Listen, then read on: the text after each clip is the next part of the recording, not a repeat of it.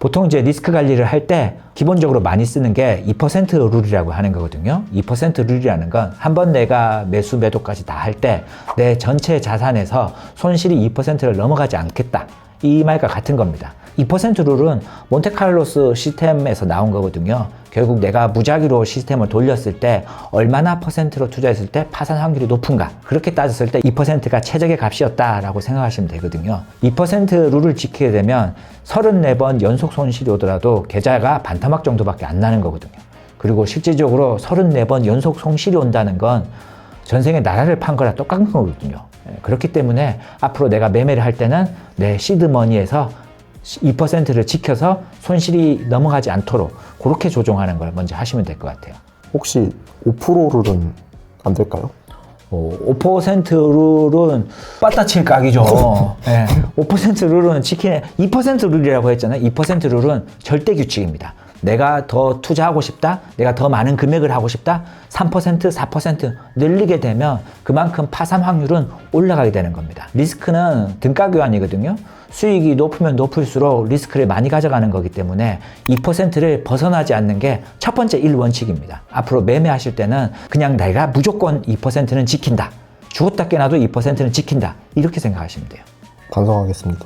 이게 선물 매매를 제가 레버리지를 껴서 하다 보니까 시드의 2%는 자주 날아가서 보통 한번 날아가면 10에서 20%가 날아가기 때문에 제가 5%로 타협을 좀 하고 싶었는데 이제 앞으로 2%를 잘 지키도록 하겠습니다. 선물 옵션 같은 경우는 조금 더 다른 얘기거든요. 선물 옵션 같은 경우에는 파생 시장은 고 레버리지 상품이기 때문에 2% 룰을 지키는 게 조금 더 어렵고요. 그렇더라도 파생도 2% 룰을 지키는 게 수학적으로나 통계적으로나 더 훨씬 우위에 있는 건 사실입니다. 그리고 파생을 따졌을 때는 지금 제가 2%를 얘기하는 거는 손실을 2%에 끊겠다 이 얘기가 아니라 내 시드머니에서 2%의 손실금을 벗어나지 않겠다 이 얘기거든요. 파생이면은 2%를 지키면 내 투자 금액 자체가, 베팅 금액 자체가 작아지는 거예요.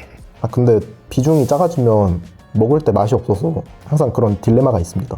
네, 그렇죠. 투자 금액이, 베팅 금액이 작으면 상대적으로 수익금이 작게 보이는 현상이 된 거거든요. 어떤 투자자가 있었습니다. 어떤 투자자가 인사이트가 좋았다고 합시다. 그분 인사이트가 되게 훌륭해서 어떤 종목을 발굴해가지고 레버리지, 고 레버리지에 몰빵을 했거든요. 근데 그게 딱 맞췄어요. 맞춰가지고 자산이 기하급수적으로 불어났거든요. 그렇게 3번 연속 거의 4번째 성공까지 목전으로 앞두고 있었거든요. 그런데 4번째에서 이게 하필 실패를 한 거거든요. 아시다시피 실패를 하니까 그동안에 10몇 년치에 투자했던 게 전부 다 날아간 겁니다. 100억 이상의 자산이 있었지만은 순식간에 자산이 5억대로 떨어졌거든요.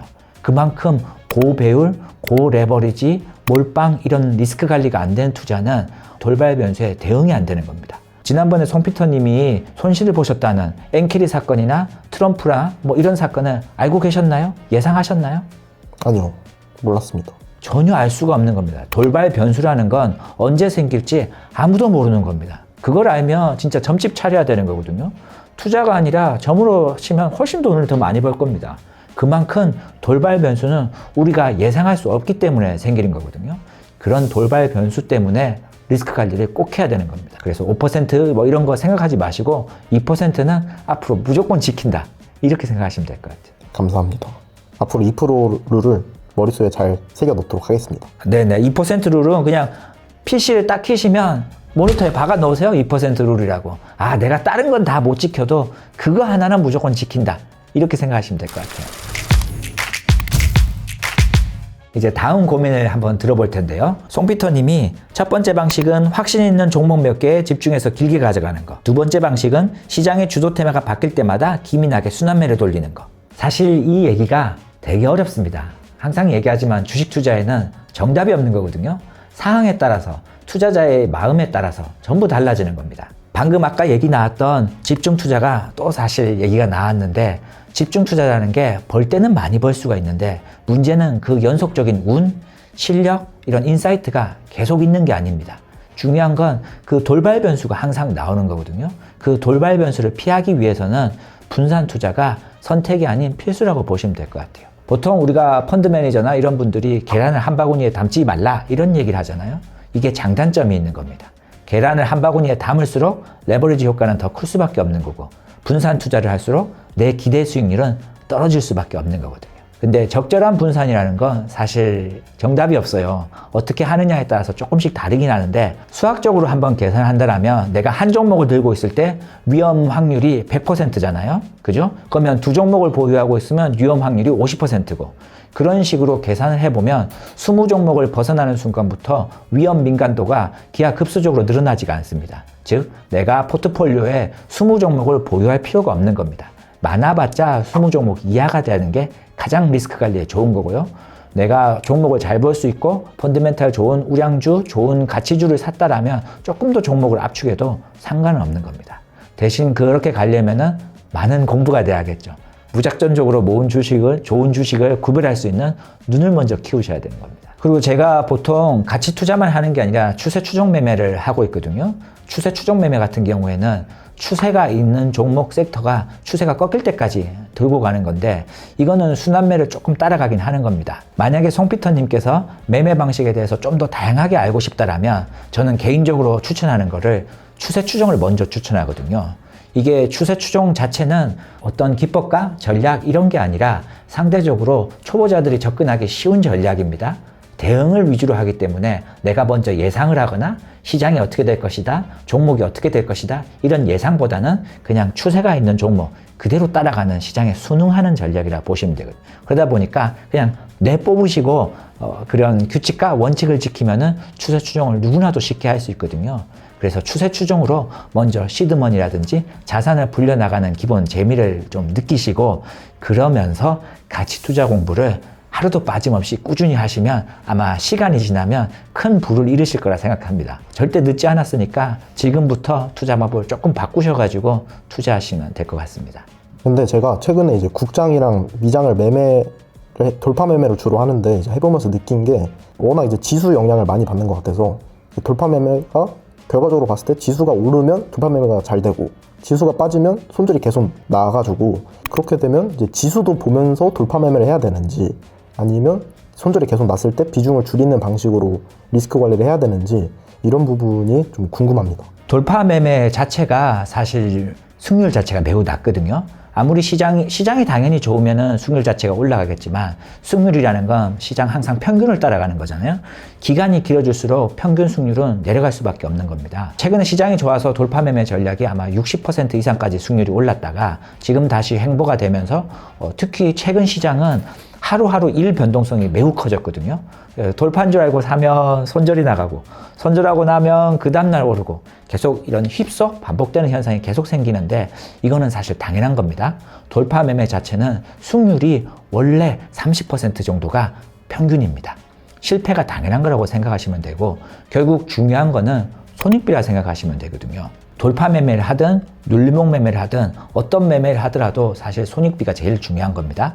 우리가 보통 주식 투자를 배우면 승률에 대해 많이 집착합니다. 승률 90% 매매, 80% 매매 이런 매매에 대해서 고민을 하는데 사실 승률은 내가 어떻게 조절할 수 없는 거잖아요. 송피터님이 내일 내가 80% 승률 낼 거야 하실 수 있어요? 없습니다. 승률 자체는 시장이 주는 겁니다. 근데 내가 손익비는 조절할 수 있는 거거든요. 내가 내일부터 1대3 손익비로 할 거야. 내일부터 1대2 손익비로 할 거야. 본인 하기에 따라 다른 거잖아요. 그렇기 때문에 승률은 그냥 최하 승률 30%라고 생각하시고 나머지는 손익비에 맞춰야 되는 거거든요. 그래서 눌림이 좋다, 돌파가 좋다 이게 중요한 게 아니라 내가 언제 사서 언제 팔까에 대한 고민보다 어떻게 리스크 관리를 하고 어떻게 승률을 해서 손익비를 맞출 것인가 그 부분에 대해서 먼저 고민을 하셔야 되는 겁니다. 많은 투자자들이 대부분 주식을 살 때 언제 살까 언제 팔까 그거에 대한 고민을 제일 많이 합니다. 그리고 높은 승률을 따지고요. 그런데 실질적으로 매매를 하다 보면 그게 큰 의미가 없는 겁니다. 주식 투자를 100%라고 봤을 때 50%가 리스크 관리라고 보면 되고 나머지 30%가 심리, 멘탈 이런 거라고 보시면 됩니다. 그리고 나머지 10%가 종목 선정인 거고요.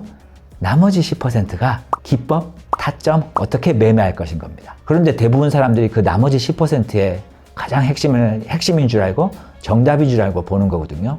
그거 자체에서부터 조금 생각의 전환을 바꾸시면 될 것 같습니다. 그리고 항상 생각할 때는 투자에는 정답이 없기 때문에 내가 어떤 매매를 할 것인지 가치 투자도 있고 추세 추정도 있고 일반 트레이딩도 있고 그렇기 때문에 본인이 어떤 게 더 어울리는지 그거를 먼저 고민하시는 게 가장 좋을 것 같습니다. 제가 지금 이제 시드 이제 3억 아래에서 정체 중인데 혹시 깡토님께서 만약에 제 나이에 이제 2, 3억이 있는데 10억을 30살 전에 찍고 싶다. 어떻게 매매를 하실 건지 말씀을 해주실 수 있을까요? 우선 뭐 절부터 할 것 같고요.